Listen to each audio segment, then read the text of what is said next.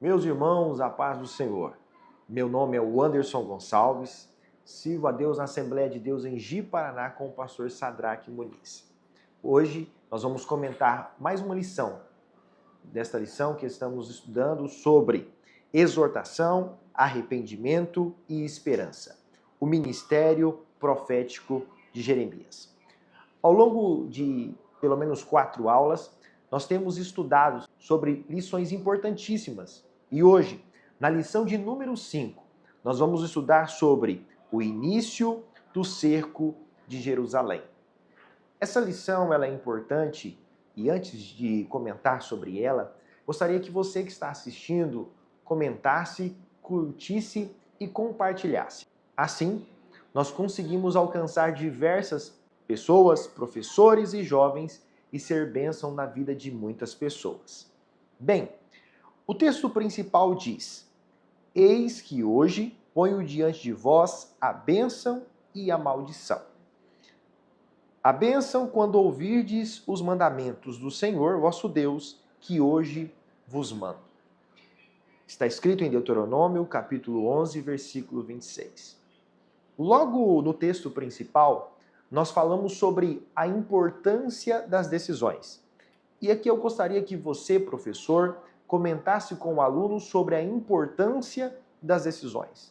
Deus sempre põe ao homem esta liberdade, esse livre-arbítrio de decidir ou receber as bênçãos ou viver as maldições. Comente com o aluno sobre a importância da juventude de tomar decisões, decisões no namoro, decisões no casamento, decisões da vida espiritual também, claro, que é uma vida próxima de Deus, em oração, em consagração, a decisão nos estudos, a decisão de aprender, de estudar, de se dedicar. Comente com o aluno neste texto principal sobre a importância das decisões. Essa é uma fase de plantio, essa é uma decisão que o jovem deve tomar, plantar coisas boas a fim de viver aquilo que Deus tem. Bem, o que nós sabemos sobre o povo de Judá? Decidiram plantar uma vida de pecado. E por causa disso, Deus manda a Nabucodonosor, Deus manda a Babilônia para ser a correção na vida de Judá. O resumo da lição diz: o cerco da Babilônia contra Jerusalém foi resultado de desobediência. Bem, nós temos o livro de Provérbios que tem diversas lições e ensinamentos.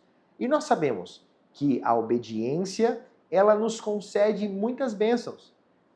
Quando nós olhamos para a Bíblia Sagrada, a Bíblia diz que obedecer ao pai e à mãe nos dá longevidade de anos ou de vida, revelando assim que a obediência, ela nos dá diversas bênçãos. Porém, a maldição nos dá diversos prejuízos e foi isso que Judá viveu. Quando nós olhamos para a leitura semanal, percebemos que o que desvia os seus ouvidos da lei de Deus, esse sofre correção. Provérbios 28, 9. Quando nós olhamos para Tiago, capítulo 4, versículo 6, diz que Deus resiste o soberbo. E este foi o comportamento de Judá, de soberba. E por isso, Deus os resistiu e Deus os corrigiu. Essa lição, ela trabalha pelo menos em 3 tempos. O primeiro tempo, ou o primeiro tópico, o escritor dessa lição, o pastor Elias Torralbo, ele trata sobre o aspecto histórico. Bem, quando nós olhamos aqui, percebemos que a primeira invasão foi no ano 605 a.C. E nessa primeira invasão, quem foi levado foi o profeta Daniel. A segunda invasão aconteceu no ano 597, e essa foi levado o profeta Ezequiel e mais 10.000 pessoas. Neste primeiro tópico, professor, eu oriento e digo a você que estude um pouco sobre o aspecto histórico, sobre os anos que eles foram levados ao cativeiro e também sobre as lições que isso trouxe. Porque na primeira leva e na segunda leva, eles poderiam mudar o seu comportamento, aqueles que ficaram, para que não tivesse a terceira leva e a destruição completa. Entretanto, eles não mudaram as suas ações e o seu comportamento. Lembrando que às vezes isso acontece conosco também. Somos corrigidos uma, duas vezes e parece que as pessoas não mudam o comportamento. Então, nesse tópico, professor, diga sobre mudança de comportamento, mudança de postura, mudança de atitude, para assim viver as coisas boas que Deus tem. Nesse tópico também, professor, eu oriento a estudar e falar um pouco sobre o comportamento de Daniel e o comportamento de Ezequiel. Mesmo na Babilônia, eles tiveram um comportamento de santidade e de pureza. Então, se de um lado nós temos Judá pecando e sofrendo as correções, nós temos Daniel sofrendo porque foi levado também como cativo, Daniel sendo levado como cativo, mas esses teve postura de servos de Deus e de obedientes à voz do Senhor. É tanto que Deus prospera Daniel lá no cativeiro, Deus prospera a Ezequiel como profeta de Deus, tendo visões junto ao rio Quebar. Por quê? Porque tiveram posturas de fidelidade. Embora a nação se corrompa, eles preservaram o seu padrão de santidade e de pureza. E diga isso ao jovem, embora o mundo jaz no maligno, como diz a palavra, que nós tenhamos padrão de santidade. No segundo tópico, nós falamos sobre o início do cerco, ou seja, quando começou este cerco que acabaria com a destruição de Judá. E aqui fala sobre a consciência cauterizada. Houve a primeira correção, houve a segunda correção, mas eles estavam com a mente cauterizada, ou seja, eles continuavam expostos ao pecado. E os profetas, eles não apenas rejeitavam, mas eles também maltratavam. Esse segundo tópico, professor, comente com alunos sobre a questão de boas ações, mais más intenções. Deus fala em Jeremias 17:10 que a intenção era mal, a ação era boa. Ou seja, é Deus revelando que Ele esquadrinha o nosso coração. Às vezes nós podemos fazer muitas coisas, mas Deus está olhando para a intenção do nosso serviço, para a intenção da nossa entrega. Comente com o aluno sobre a importância de um coração limpo, de uma mente pura e de ações que glorifiquem a Deus, com um propósito de ser algo de verdade, de ser algo que glorifique a Deus e que tenha bons propósitos. Fale também nesse tópico sobre a necessidade do arrependimento. Porque o rei, nesse tempo, procurou o profeta, mas não era com um coração arrependido.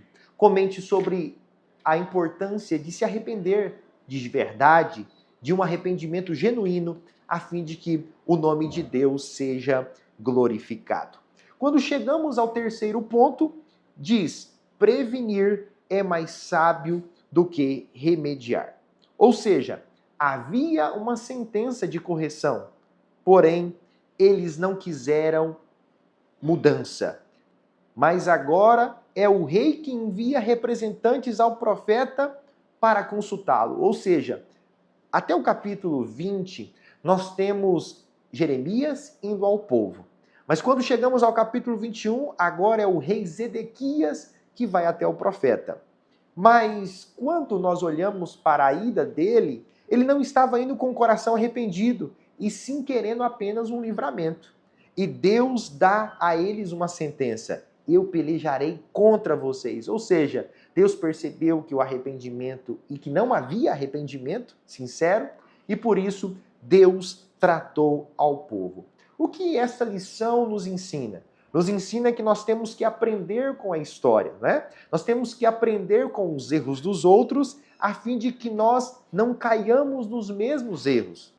Ou seja, nós temos que aprender com a história. Quando nós olhamos para erros de pessoas, nós temos que tomar uma decisão: não seguir estes mesmos erros, não seguir estas mesmas decisões. Porque semelhante a Judá, que foi levada cativa e sofreu por causa do seu erro, quando as pessoas erram, elas sofrem as consequências. E se nós não queremos sofrer as consequências, então nós precisamos ter uma sabedoria de olhar o modelo das pessoas, aplicar aquilo que é bom e rejeitar aquilo que é ruim. Obras a serem lembradas. Deus sempre conclamou ao povo a observar o caminho das pessoas e atender a caminhos bons e rejeitar caminhos ruins.